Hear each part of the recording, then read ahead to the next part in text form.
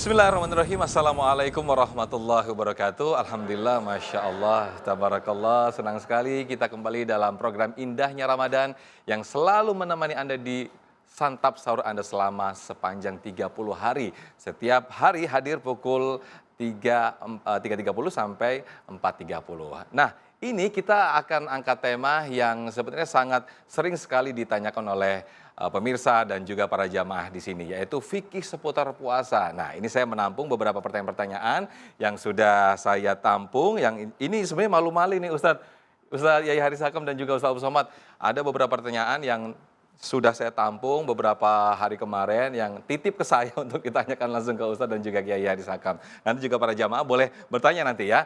Nah, yang pertama langsung saja, ini masih sekitar fikih puasa. Saya ke Ustadz Abu Somad terlebih dahulu. Ustadz, apa sih sebenarnya tanda-tanda orang ketika puasanya diterima oleh Allah Subhanahu wa taala? Fadhal Ustadz. Dalam tafsir Al-Quranil Azim, nama penulisnya Imam Abul Fida Ismail Ibnu Katsir, dalam pembahasan tentang Lailatul Qadar. Inna anzalnahu fi Lailatul Qadar.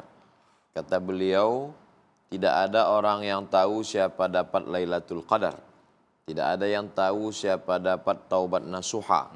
Tidak ada yang tahu siapa dapat haji mabrur. Tidak ada yang tahu siapa dapat sholat wusta. Tapi ada tanda-tandanya. Di antara tandanya adalah ada perubahan. Sebelum puasa marah-marah. Setelah puasa alhamdulillah karena udah shopping baju baru nggak marah lagi. Sebelum puasa bakhil. Setelah puasa dia tahu hakikat makanan itu ternyata 2-3 teguk air, 2-3 butir kurma habis. Dia jadi orang yang pemurah karena sudah merasakan lapar.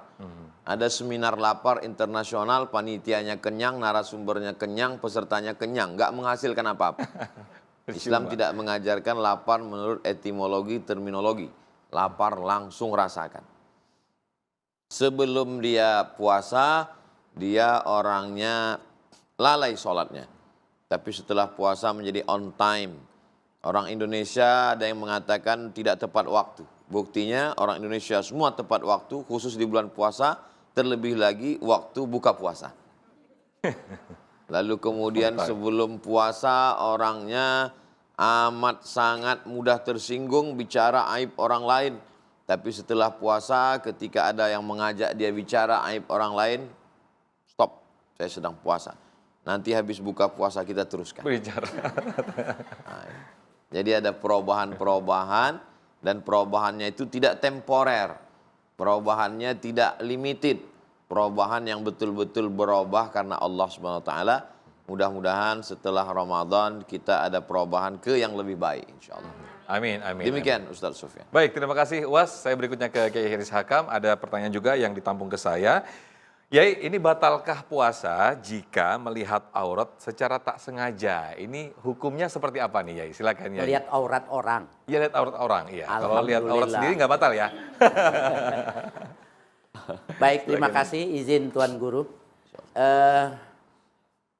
Kalau kita melihat sesuatu yang haram, termasuk melihat aurat orang lain tidak sengaja, dan itu pernah terjadi pada sahabat Nabi itu, ya kalau tidak salah Sayyidina Ali karramallahu wajhah, nggak apa-apa, itu rezeki. Tapi kalau kita nengok lagi, balik lagi baru berdosa.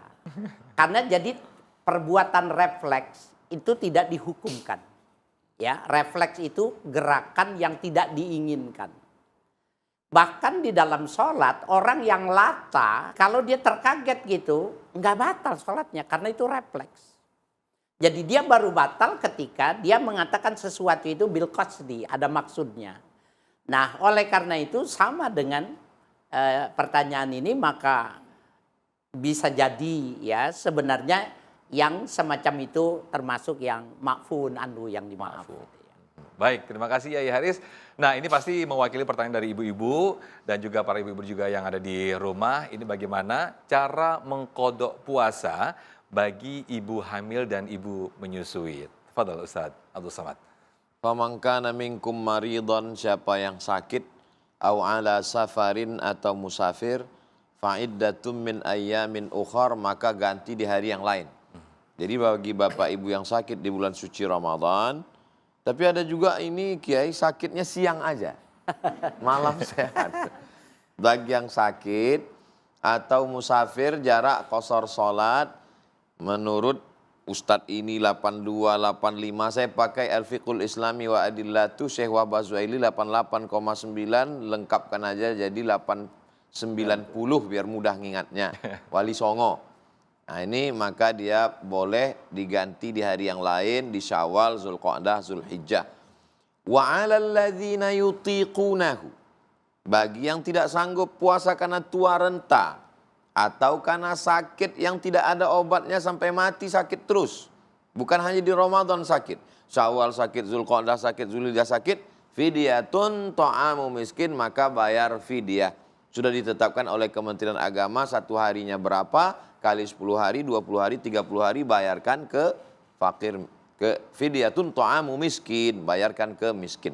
Nah, ibu hamil dan menyusukan anak ini masuknya ke kelompok pertama atau kelompok kedua? Enggak ada. Karena enggak ada itulah maka ulama berijtihad. 3 pendapat. Pendapat yang pertama mengatakan ibu hamil dan menyusui cukup bayar fidyah saja. Pendapat yang kedua mengatakan ibu hamil dan menyusukan anak qadha saja tanpa fidyah. Pendapat yang ketiga, pendapat dalam mazhab Syafi'i, ini yang saya amalkan, ini yang saya pakai. Kenapa Ustadz sebutkan 3-3? Supaya nanti kalau ada Ustadz lain yang ceramah, tahu, oh dia berarti pakai pendapat ini. Tapi Ustadz Somad lebih cenderung pendapat yang ketiga. Kalau ibu hamil dan menyusukan anak itu tidak puasa karena dirinya, maka dia qadha saja.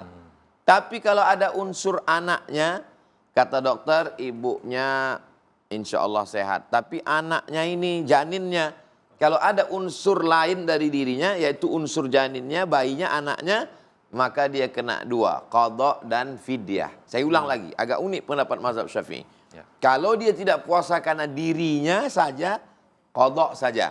Tapi kalau ada unsur anaknya, maka kena qadha dan fidyah. Kalau bisa diingat yang saya sampaikan ini, alhamdulillah. Kalau tidak bisa diingat, sudah ada dalam bentuk tertulis. Saya kumpulkan fatwa para ulama, judulnya 30 fatwa seputar Ramadan. Download gratis PDF, cari di www.google.com. Like and subscribe. Terima kasih Ustaz Abdul Somad, ini masih banyak sekali pembahasan yang akan kita bahas di pagi hari ini. Tentunya ini seputar fikih puasa atau fikih Ramadan. Banyak sekali para jamaah yang siap dengan pertanyaan-pertanyaan karena ini sehari-hari kita lakukan khususnya selama 30 hari ke depan di bulan Ramadan. Tetaplah bersama kami di Indahnya Ramadan, insya Allah nanti kita akan kembali lagi. Usai jeda. Mari Ustaz silakan. Ibadah puasa itu kalau harus suci dari hadas besar, suci dari hadas kecil, nggak ada yang kuat puasa. Allah sudah ukur, maka itu tidak dipersyaratkan di dalam orang berpuasa.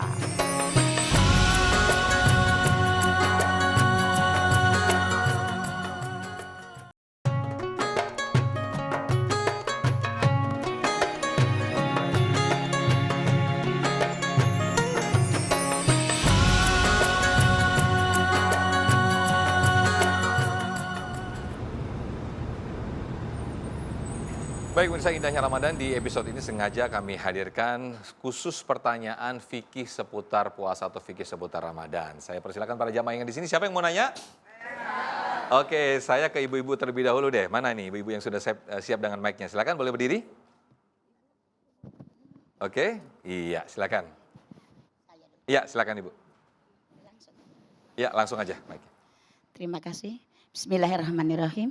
Assalamualaikum warahmatullahi wabarakatuh. Waalaikumsalam warahmatullahi wabarakatuh. Perkenalkan, saya Ibu Siti dari Sunterjaya, Jakarta Utara. Di sini kami menanyakan masalah fikih untuk keluarga baru barangkali ya, pengantin baru. Kemungkinan kan banyak kejadian. Malam melakukan hubungan kan Kejadian apa itu, Bu? Ya. Kejadian apa itu? Kejadian itu deh ya. Katakanlah kelupaan Ustadz, belum mandi tapi bangun-bangun sudah waktu imsak dan waktu subuh. Nah. Bagaimana dengan puasanya? Apa batal, apa lanjut, terus niatnya bagaimana? Terima kasih. Baik, terima kasih Yai Haris. Monggo dijawab. Ini Baik, banyak kejadian-kejadian. izin, Guru. Fadhal. Bapak-bapak, ibu-ibu, para pemirsa dimanapun Anda berada, beda dengan puasa dibandingkan dengan sholat. Kalau puasa itu tidak dipersyaratkan adanya hilang atau tidak dalam hadas besar dan hadas kecil. Jadi puasa itu apabila dia sudah niat di waktu malam, kemudian dia bangunnya kesiangan, belum mandi janabat, maka puasanya insya Allah sah. Karena ibadah puasa itu kalau harus suci dari hadas besar, suci dari hadas kecil, nggak ada yang kuat puasa. Coba bayangin ya, dari mulai maghrib, dari subuh sampai maghrib harus tidak boleh hadas besar, hadas kecil. Nggak ada yang kuat. Allah sudah ukur, maka itu tidak dipersyaratkan di dalam orang berpuasa. Ibu nggak usah kecewa kalau ibu tidak kuat umpamanya. Karena Sayyidina Umar itu dalam Asbabun Nuzul tentang ya wala rob apa itu yang diceritakan di dalam ibadah puasa Ramadan itu, dia nggak kuat Bu malam itu, tergoda ya. Apalagi kalau yang barangkali rumahnya dulu kan tidak besar, tidur kesenggol-senggol. Kalau yang nggak usah yang pengantin muda, pengantin tua juga bahaya juga kalau kesenggol-senggol. Nggak apa-apa Bu, sikat aja. Iya. Dan ibu niat untuk melakukan ya mandi janabat, tapi ternyata bablas.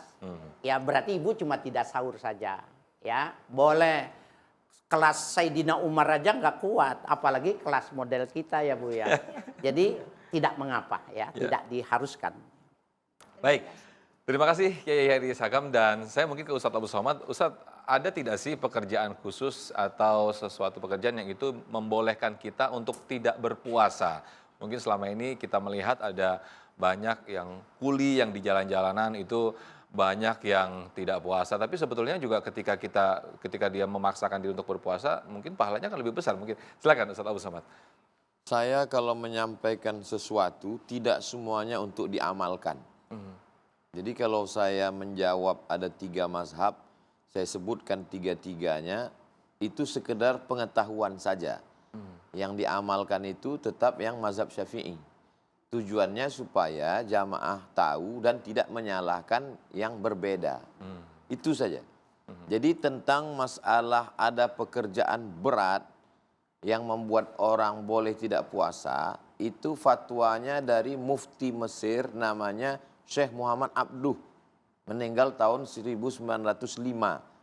Kata dia pekerja berat, tambang batu bara, maka berat siang Ramadan musim panas, maka dia boleh tidak puasa diganti. Tapi itu tidak saya ceramahkan. Karena kalau begitu nanti saudara kita supir angkot nggak puasa semua. Maka saya juga tidak ingin memberatkan umat. Maka selalu saya ajak solusinya apa? Bayar zakat seminggu sebelum Ramadan. Saya sendiri termasuk mengamalkan bayar zakat menjelang Ramadan dari dulu. Gunanya untuk apa? Supaya saudara-saudara kita yang kerjanya berat, dia bisa agak istirahat dikit di bulan Ramadan. Dan bagi saudara kita yang pekerjaannya berat, insya Allah di Indonesia kita dinginnya nggak terlalu dingin, panasnya juga nggak terlalu panas. Negeri yang paling indah itu negeri kita. Orang yang tahu itu yang belajar di Eropa, yang belajar di Arab, dia tahu benar indahnya negeri kita, maka tidak terlalu berat. Panasnya juga nggak sampai 40-50 derajat. Jadi mudah-mudahan saudara kita yang bekerja, bangunan, bagi yang punya kelebihan harta, bayarlah zakat supaya saudara kita juga bisa berpuasa. Dan bagi yang bekerja berat, insya Allah tetap makan yang bergizi, vitamin seperti makan sahur kami ini. Masya Allah. Insya Allah kuat puasa, jangan batalkan puasa. Kalau kita berpikir, nanti kan ada. Insya Allah Ramadan tahun depan masih ada. Tapi kita belum tentu ada. Ketemu, iya. Maka anggap ini Ramadan terakhir. Nabi selalu berpesan, sallu sholat al-muwaddi'. Kalau kamu sholat, sholatlah seakan-akan itu sholat terakhir. Maka jadikan seakan-akan ini Ramadan terakhir. Saya selalu berpikir tidur malam, inilah malam saya terakhir, kalau saya hidup besok pagi berarti hadiah dari Allah. Kalau saya tausiah, inilah tausiah terakhir sehingga saya sampaikan, mudah-mudahan menjadi amal jariah. Amin. Kalau masih ada diaminkan tausiah terakhir. Kalau masih ada kesempatan, berarti hadiah dari Allah SWT. Demikian Ustaz Sofyan. Wah, ibu-ibu nih gimana nih bapak-bapak nih. Maksudnya semoga bermanfaat apa yang diberikan ceramah oleh UAS. Masalah. Berikutnya saya ke jamaah yang sudah siap, silakan. Oke. Assalamualaikum warahmatullahi wabarakatuh. Waalaikumsalam. Izin bertanya Ustadz, bagaimana status orang yang dawa musafar? Apakah boleh melaksanakan rukhsah dengan mengqadha di lain hari atau bagaimana? Terima kasih. Baik. Silakan ya Harisakam. Dawam safar. Dawam safar. Subhanallah. Harus diluruskan dulu ya. Barangkali begini, kalau dia safarnya itu memang kan ada klasifikasi, ada safar wajib, safar sunnah, safar mudah, dan safar yang haram. Maka tentunya jawabannya tergantung dari kelompok yang mana. Taruhlah yang mubah, safar yang mubah. Kalau memang dia pengertian dawam itu barangkali dia jamaah tablik barangkali ya, selalu berpindah-pindah. Secara fikih ya, menurut hukum orang yang tidak mampu, jadi ukurannya mampu dan tidak mampu, ulama mengatakan dia sahur tetap, niat berpuasa besok. Jam 9, jam 10 goyang, dia mau jatuh, maka dia boleh berbuka. Besok dia lakukan lagi. Sampai 3 kali dia tidak kuat, maka dia ukurannya namanya tidak mampu itu. Karena bukan berarti, besok mas saya nggak kuat ini. Nggak boleh begitu, dia mesti melakukan ya usaha dulu, diteliti dulu. Nah kalau memangnya dia benar-benar tidak mampu, ya maka dia kena rukhsah, boleh fa'iddatu min ayyamin ukhar. Dia membayar berapa yang dia tinggalkan dibayar pada waktu yang lain. Tetapi ayat itu mengatakan wa antasumu khairul lakum. Puasa itu lebih bagus buat kamu. Itu banyak interpretasinya. Di antaranya musafir yang punya rukhsah, dia boleh tidak berpuasa, tapi dia bertahan berpuasa itu lebih bagus. Nah, jadi walaupun dia musafir, apalagi kan sekarang musafir itu naik kendaraan. Kalau dulu yang dibilang musafir itu naik onta, panas, kehujanan, bawa barang. Kalau dia sembarang menaruh diambil orang, penyamun dan lain sebagainya. Berat sekali yang dulu dalam pengertian musafir. Kalau sekarang ke Surabaya, 1000 kilometer itu cuma 1 jam. Nah, jadi kalau dia berpuasa, maka lebih bagus. Fahuwa khairul lakum, itu lebih bagus. Kalau memang benar-benar ukurannya tadi 3 kali diuji, benar-benar dia tidak kuat, masuk rukhsah dia. Boleh tidak berpuasa. Masya Allah. Wallahu a'lam. Baik, jadi boleh dicoba nih ya, biar supaya dapat rukhsah dari sini jalan kaki ke Surabaya. Baik, Indahnya Ramadan akan kembali sesaat lagi usai sahur berikut ini. Silakan ya. Tidak ada ikhtilaf antar ulama mazhab tentang wajibnya ahli waris mengqadhakan puasa orang yang meninggal.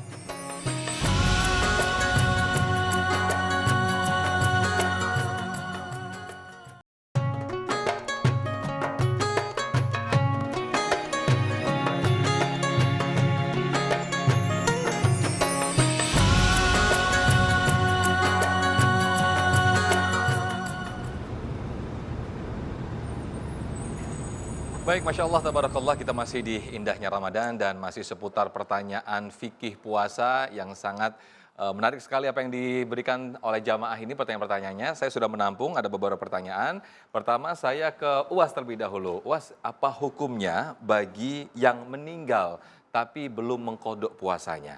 Fadal, Ustaz. Man mata, siapa yang mati, wa alaihi saumun, dia punya hutang puasa, shoma anhu waliyuhu, maka ahli warisnya melaksanakan puasa untuknya.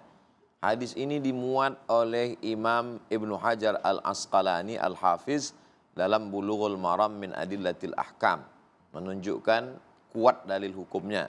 Dijelaskan oleh Imam As-Sun'ani dalam kitab Subulus Salam, Syarah Bulughul Maram, tidak ada ikhtilaf antar ulama mazhab tentang wajibnya ahli waris mengqadhakan puasa orang yang meninggal. Bagi ibu, bapak yang punya orang tua, dia bercerita saya punya utang sekian hari, maka sampaikanlah ke anak-anak, undang mereka semua datang, kasih tahu ada yang mau dibagi-bagi nih. Insya Allah mereka datang itu semua. Nah, nanti bagi kamu 3 hari, kamu 2 hari. Apa ini? Bukan Ini warisan utang ya, puasa. Ini utang puasa yang mau kita bagi. Ini dalil menunjukkan amal orang hidup nyampai ke orang meninggal. Membantah yang mengatakan kalau udah meninggal putus semua. Buktinya nggak putus, tetap sampai. Ini juga menjadi dalil bahwa fadainullahi ahaqqu an yuqda. Utang kepada Allah lebih layak untuk ditunaikan. Bagi yang tidak tahu hitungannya berapa, maka dia tidak melaksanakan. Tapi kalau orang tuanya itu meninggalkan puasa karena sakit keras, tua renta, umur 80, 70, atau sakit mah akut, diabetes akut yang tidak sembuh-sembuh, maka dia tidak diqadhakan, tapi dibayarkan fidyah. Karena dia masuk dalam kategori wa 'alal ladzina yutiqunahu fidyatun. Jadi tidak semua fidyah. Sekarang banyak juga anak-anak orang tuanya tidak puasa bayarkan fidyah, padahal orang tuanya mampu.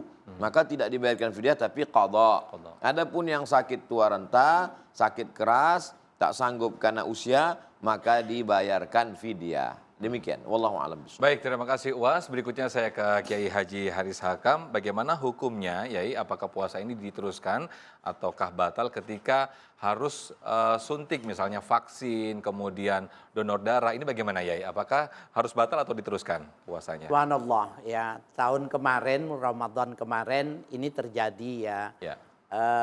orang-orang yang melakukan vaksinasi kedua kalau tidak salah ya Bu ya, di bulan suci Ramadan. Menarik memang, tetapi kita mesti menundukkan kepala kita kepada para alim ulama, ya. Mereka orang yang lebih tahu, orang yang lebih takut kepada Tuhannya, orang yang lebih berhati-hati di dalam memberikan fatwa. Batal itu apabila memasukkan sesuatu itu ke rongga, jauf. Nah, apabila kita masukkan lewat mulut, lewat hidung, lewat dubur, lewat telinga, apabila sampai ke perut besar, itu menjadi sebuah nutrisi, maka hukumnya batal. Nah, bagaimana dengan orang yang disuntik, vaksinasi? Dia diberikan sesuatu, tetapi tidak melewati lobang-lobang yang disebutkan di dalam kitab fikih. Nah, ulama fikih ya, yang khususnya memanfaatkan ilmu usul fikih, maka ketika ilatnya itu tidak ada, maka dihukumkan boleh. Al-hukmu yaduru ma'a illatihi wujudan wa adaman. Hukum itu berlaku dan tidak berlakunya berdasarkan ilatnya. Ilatnya itu, batalnya itu kalau masuk lubang-lubang sampai ke jauh, sampai ke rongga. Nah kalau seandainya disuntik apakah sampai? Tidak. Maka ulama mengatakan boleh.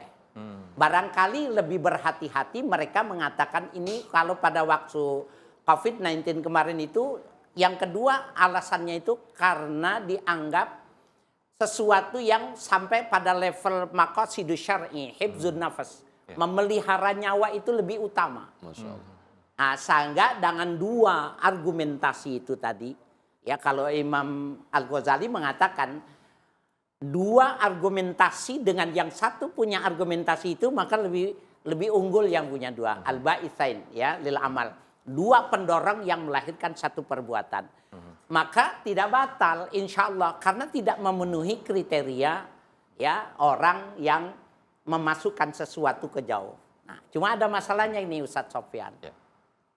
Bagaimana kalau seandainya orang berpuasa kemudian dia suntik vitamin A, B, C, D, F, G, H, I, J masukin sampai Z masukin. Maka dia segar, kan nggak lewat jauh, ya. Apakah ini orang ini diperbolehkan? Nah tadi dua bais itu dua yang menjadi motivasi itu bisa menjawab ini. Kan dia nggak ada kemudaratan apa-apa, bukan hifdzun nafas. Yang kedua tidak ada penyakit. Dia justru itu berkaitan dengan menolak esensi puasa. Karena esensi puasa itu adalah, kata beliau, guru kita, al-imsak. Lah kalau seandainya dia diberikan suntikan yang multi ini, maka esensi puasanya hilang. Maka saya yakin ulama sepakat ini nggak boleh dilakukan. Walaupun sama-sama memasukkannya tidak sampai jauh. Wallahu a'lam. Tapi ada yang gini ya, waduh lapar nih, aduh saya demi menyelamatkan nyawa ini, saya kalau nggak mati nih, saya batal. Ada yang nafsu itu. Wah, itu Saya nggak tahu pelanggaran ya, tuh, kalau ukuran normal tidak akan terjadi. Karena apa? Tidak akan Allah, la yukallifullahu nafsan illa wusaha gitu. Ukurannya itu udah standar gitu, ada standarisasi. Iya. Bagaimana dengan orang yang punya penyakit lambung? Ya. Nah itu memungkinkan, karena penyakit lambung Bapak Ibu jangan dianggap enteng, bisa tewas. Ya. Nah dia ukur tadi, ukurannya bisa nggak bertahan. Kalau nggak apa-apa, rukhsah dia. Iya, iya. Jadi bukan ukuran tadi, waduh saya nggak kuat. Wah, anak-anak sekarang Itu bukan ibu-ibu sini, Bukan. tapi katanya pindahan dari sini. dari ibu-ibu. Baik, selanjutnya saya ke jamaah yang sudah siap dengan pertanyaannya. Iya, silakan, boleh berdiri. Assalamualaikum warahmatullahi wabarakatuh. Waalaikumsalam. Waalaikumsalam. Mohon maaf sebelumnya Ustadz, saya Humaira izin bertanya. Kita sebagai perempuan itu kan jarang sekali puasa 1 bulan penuh karena adanya menstruasi. Apakah boleh mengkode puasa tahun lalu dengan tahun sekarang di satu hari yang sama? Gitu. Dirapel gitu ya? Iya, digabungkan seperti itu. Baik, terima kasih. Baik, terima kasih. Ustadz Abdul Somad, silakan Ustadz. Ada beberapa ibadah yang kalau kita laksanakan satu, otomatis langsung dia dapat 2. Misalnya kita masuk ke dalam masjid, waktu hanya tinggal 2 menit. Kalau kita sholat sunat tahiyatul masjid, kita tidak dapat qobliyah. Maka pada saat itu kita melaksanakan qobliyah. Laksanakan qobliyah, otomatis dapat tahiyatul masjid. Tapi jangan gara-gara ini datang ke masjidnya lambat terus. Telat-telatin. Ini misalnya terjadi. Begitu juga dengan orang yang melaksanakan puasa qadha 1 hari, di hari Senin, kebetulan saat bulan Rajab. Maka qadhanya lunas, otomatis dapat pahala puasa Senin, dan dapat pahala Rajab. Begitu juga pada saat hari Jumat, mohon maaf, ada seseorang melakukan hubungan pada malam Jumat, lalu kemudian dia pagi itu mandi, maka mandinya itu wajibnya gugur dan dapat pahala mandi sunat hari Jumat. Begitu dijelaskan para ulama dalam pembahasan furu', cabang-cabang fikih. Tapi saya sepengetahuan, sepanjang bacaan, belum ada yang merapel 1 hari qadha otomatis dapat 2 qadha. Enak dong ya. Wallah. Jadi tetap kita hitung qadhanya, kalau 7 tambah 7, 14. Maka dia mengqadhanya berarti 14 hari. Baik. Wallahu a'lam bishawab. Baik, Masya Allah, terima kasih luar biasa Ustaz Abdul Somad atas jawabannya. Masih ada 1 segmen lagi, masih seputar pertanyaan fikih puasa. Kita lanjutkan sahur lagi, sesaat lagi ya. Silakan. Sahur lagi. Kamu kenapa nggak puasa? Puasa itu cuman buang-buang waktu aja. Puasa itu nggak ada manfaatnya, berarti dia kafir. Itu pernah dilakukan oleh Presiden Tunisia.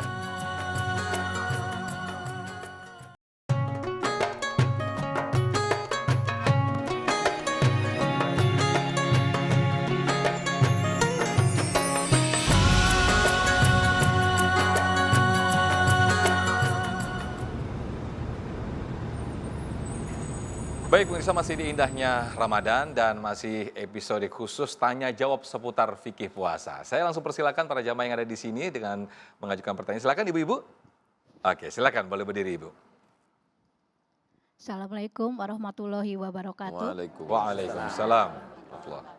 Yang terhormat Bapak Uwas dan Bapak Kiai, saya Pusri dari Sunterjaya. Saya akan mohon izin satu pertanyaan dari saya. Saya pernah mengalami Pak, jujur ya Pak. Biasanya kalau mau lebaran kurang seminggu kan ke Tanah Abang. Nah terus saya belanja sengaja nggak berpuasa, itu hukumnya bagaimana? Tapi banyak bukan saya aja. Sengaja nggak puasa. Iya. Baik. Itu aja. Itu aja pertanyaan saya. Assalamualaikum warahmatullahi wabarakatuh. Waalaikumsalam. Jadi salah satu jamaah Tanah Abang nih ibu ternyata ya. Silakan Was.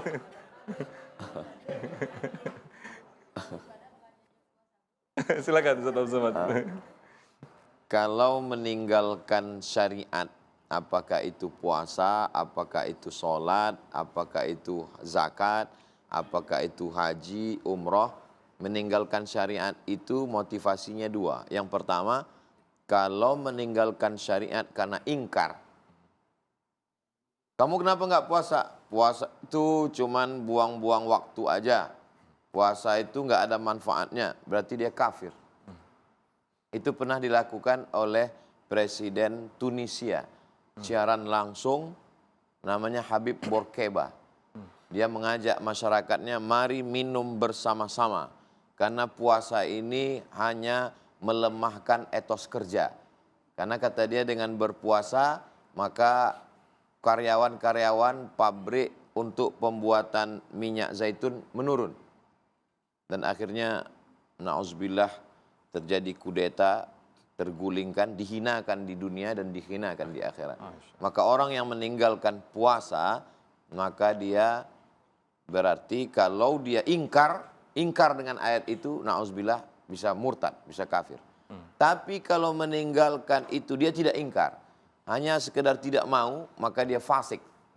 Fasik itu, asal kata fasik, kurma yang kulitnya mengelupas. Beda dengan kacang. Kalau kacang, maka muncul istilah kacang lupa dengan Kulit. bungkusnya. Karena sekarang nggak pakai kulit. Kalau kurma dia nggak lepas dari kulit. Makanya kita makan kurma dengan kulitnya. Karena dia nempel. Maka begitulah orang fasik. Dia seakan-akan lepas tapi tidak lepas. Maka yudillu bihi katsiran wa yahdi bihi katsiran wa ma yudillu bihi illal fasiqin. Orang yang meninggalkan syariat karena malas, kamu kenapa nggak sholat? Saya malas. Sengaja, maka dia fasik. Orang fasik itu tidak diberi hidayah, dijauhkan Allah Subhanahu wa taala. Sedangkan kita tiap hari minta ihdinas siratal mustaqim. Yudillu bihi katsiran. Banyak orang yang disesatkan Allah. Wa yahdi bihi katsiran. Banyak yang diberi hidayah oleh Allah. Siapa yang disesatkan Allah? Wa ma yudillu bihi illal fasiqin. Orang yang fasik itu disesatkan Allah Subhanahu wa taala. Oh Allah kejam sekali Pak Ustaz, kenapa Allah tidak beri hidayah? Allah berikan hidayah, tapi karena dia menolak hidayah, maka dia disesatkan Allah sebagai hukuman di dunia. Maka jangan sekali-sekali meninggalkan syariat ini menjadi fasik. Tapi masa lalu apa boleh buat? Mudah-mudahan Allah menerima taubat nasuha. Amin. Yang tertinggal lalu itu diqadha, lalu kemudian bertaubat minta ampun kepada Allah Subhanahu wa taala. Tadi sudah dibacakan Kiai, at-taibu minadz-dzambi kama la dzambalah. Orang yang bertaubat dengan taubat nasuha seperti tak berdosa. Bahkan mereka yang memperbaiki masa lalunya itu, illa man taba, orang yang bertaubat. Wa amana, beriman dengan baik. Wa amila amalan salihah, beramal soleh. Kalau dia lakukan yang tiga ini, maka Allah bukan sekedar mengampuni dosanya. Yubaddilullahu sayyiatihim hasanat. Semua yang jelek-jelek dulu diganti Allah dengan yang baik-baik, insyaAllah. Mudah-mudahan Allah hapuskan, ampunkan, Amin. berikan kebaikan untuk kita semua, insyaAllah. Demikian Ustaz Sofi. Terima kasih Ustaz Abdul Somad. Jadi di kodoknya itu belanjanya aja di kodok ya, jangan puasanya. Setelah lebaran baru belanja. Oke, saya berikut ke jamaah bapak-bapak, silakan. Siapa yang mau bertanya? Baik, silakan. Cek. Assalamualaikum warahmatullahi wabarakatuh. Waalaikumsalam. Saya Riza dari Baitul Burhan Karawang. Mohon izin Pak Ustadz, ingin bertanya bagaimana cara mengkodok puasa orang yang dulunya ya dia itu ahlul maksiat gitu ya, selalu meninggalkan perintah-perintah Allah, dan kemudian qadarullah dia mendapatkan hidayah dari Allah, sedangkan dia lupa dengan mungkin jumlah puasa yang dulu sempat dia tinggalkan. Itu bagaimana cara mengkodoknya? Baik, terima kasih. Baik, terima kasih. Kiai Haris Hakam, silakan. Baik, terima kasih izin Tuan Guru. Bapak-bapak, para pemirsa dimanapun Anda berada, ini pertanyaan ini sangat bagus ya. Dalam artian bisa jadi ini representasi sebagian orang yang hadir pada acara kita pagi ini. Orang yang sadar bahwa dia punya hutang, maka dia, ayatnya sudah dibacakan oleh guru kita itu tadi ya, fa'iddatu min ayyamin ukhar, maka dia hitung berapa yang dia lakukan, yang dia tinggalkan, dibayar pada waktu yang lalu. Nah, apakah yang wajib dikodok puasanya? Wajib kodok puasanya semua. Wajib dikodok puasanya semua. Tapi jumlahnya dia tidak tahu. Ya. Bagaimana kalau seandainya dia tidak mengetahui, maka dia jadikan saja itu sarana untuk berbuat baik. Ya, innal hasanat yuzhibnas sayyi'at. Perbuatan baik itu akan menggiring, menghilangkan, mengalahkan perbuatan-perbuatan yang jahat. Ya, jadi dia puasa saja, umpamanya kekuatannya Senin Kamis umpamanya, atau lebih dari itu, paling tidak Senin Kamis lah sekaligus supaya mendapatkan puasa sunnah. Sepanjang hidupnya dilakukan oleh orang-orang yang seperti itu, dia lakukan. Kenapa? Karena dia nggak tahu bilangannya. Satu puasa kewajiban yang ditinggalkan dengan secara sengaja, maksiat itu kan maknanya dia kelalaian sengaja itu, 40 tahun dia tidak bisa membayarnya. Lah kalau dikalikan sekian, maka berapa jumlahnya, berapa umur yang mesti tersedia.